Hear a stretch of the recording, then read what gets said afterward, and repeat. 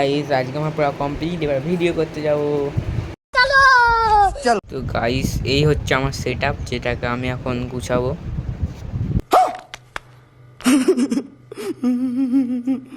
Setup গুছানো complete, এবার আঁকা যাক।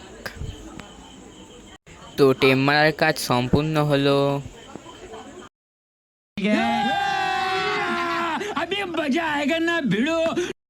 অনেকক্ষণ ধরে ভাবছিলাম কি আঁকবো, তো দুর্গা পুজো এসছে, ভাবলাম দুর্গা ঠাকুরই আঁকা যাক। তো দেখতে থাকো আঁকাটা।